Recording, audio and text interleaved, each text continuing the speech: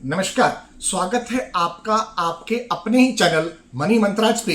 और आज हम बात करने के लिए उपस्थित हुए हैं अलवर के बारे में। मित्रों, अलवर दिल्ली एनसीआर का टच करता हुआ एक बहुत ही बेहतरीन इंडस्ट्रियल शहर है जो जानी जाती है अपनी सर्वश्रेष्ठ भाषा और विचार के लिए, जानी जाती है अपनी खान पान और उत्कृष्ट रहन सहन के लिए, जानी जाती है अपनी आतिथ्य सत्कार और मेहमान को मेहमानबाजी के लिए, जानी जाती है अपनी वीरता, अखंडता और संपूर्ण भारतीयता को समाहित करते हुए अलवर एक बहुत ही बड़ी विरासत है दिल्ली एनसीआर का। मित्रों, आपसे निवेदन है कि आप वीडियो के लास्ट तक बने रहें। मैं अलवर के बारे में कुछ बहुत ही महत्वपूर्ण तथ्य आपके सामने रखना चाहता हूं, जिससे आप इस निर्णय तक पहुंच पाएंगे कि अलवर में क्यों निवेश करना चाहिए, खास तौर पे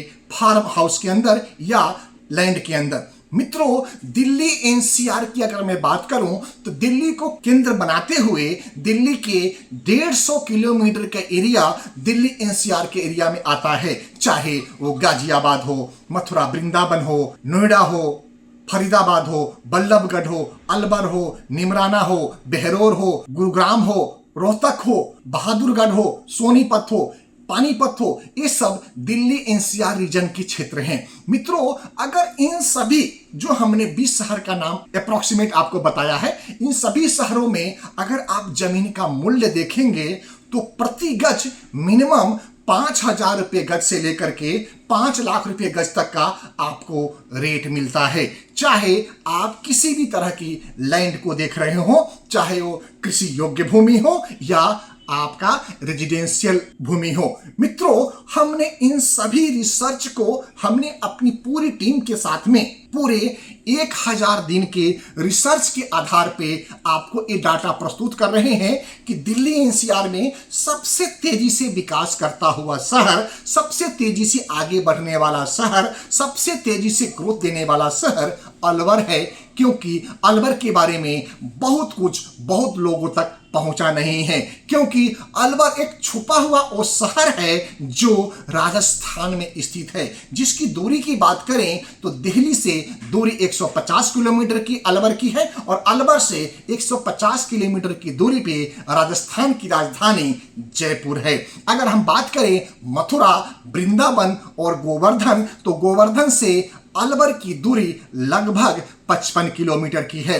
इसी तरह से अगर हम बात करें बल्लभगढ़, फरीदाबाद से, तो वहां से अलवर की दूरी लगभग 75 से 90 किलोमीटर के बीच में आती है। तो मित्रों, इतने नजदीक में होने के बावजूद भी आप अलवर से अनभिज्ञ हैं, क्योंकि अलवर मुख्य रूप से जानी जाती है निमराना, बहरौर और कोटपुतली होते हुए जयपुर आने वाले रास्ते में कुछ पार्ट अलवर जिला का लगता है नेशनल हाईवे 8 के ऊपर। लेकिन जब से दिल्ली मुंबई बड़ोदरा एक्सप्रेस भी चालू हुआ है, अलवर में दिन दुना रात चौगुना की प्रगति शुरू हो गई है। और वहां अगर हम बात करें एग्रीकल्चर लैंड की, तो agriculture land, residential land, industrial land और कॉमर्शियल लैंड में पिछले 2 सालों में 3 से 5 गुना की वृद्धि दर्ज करी गई है। उसके बावजूद भी अभी भी अलवर डिस्ट्रिक्ट के कुछ फार्म हाउस के लिए जो एरिया जहां पे हम और हमारी टीम काम कर रही है, वहां पे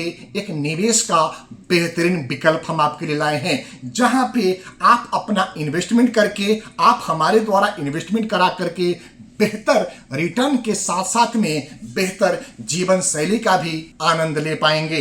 दोस्तों, अलवर डिस्ट्रिक्ट मुख्य रूप से कृषि योग्य भूमि के लिए जानी जाती है, जहां पे लगभग सभी तरह की फसलों का उत्पादन होता है और यहां का मुख्य इनकम कृषि इनकम ही है।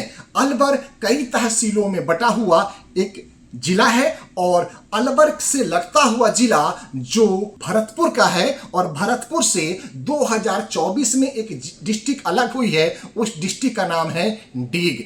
डीग डिस्ट्रिक्ट बिल्कुल मथुरा वृंदावन के बॉर्डर पे, यूपी बॉर्डर के नजदीक है। साथ ही वहां पे हरियाणा का भी कुछ क्षेत्र टच करता है।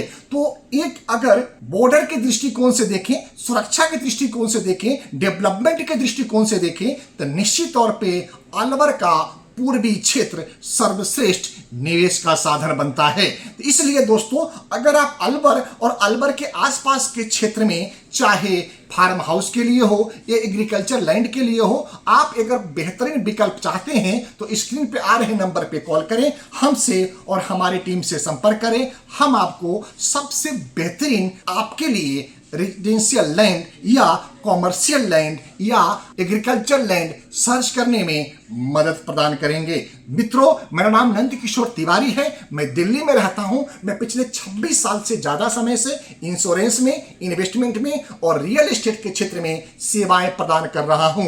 अब तक हमने हजारों परिवारों को अपनी सर्विसेज प्रदान करी है। इस आधार पर मैं आपसे प्रार्थना करता हूं कि एक बार सेवा का मौका आप भी जरूर दें, और जो क्षेत्र में हम आपको निवेश करने की बात कर रहे हैं वहां पे एक बार आप निवेश जरूर करें और उस निवेश का लंबे समय में आप बेनिफिट उठाएं। इसी के साथ अपनी वाणी को विराम देते हैं और आपसे प्रार्थना करते हैं कि आप अगर हमारे चैनल पे पहली बार आए हैं तो चैनल को सब्सक्राइब करते हुए बेल बटन को हिट कर दें, जिससे आगे आने वाला सभी महत्वपूर्ण ऑडियो एवं वीडियो सबसे पहले आपको प्राप्त हो। जय हिंद, भारत माता की जय।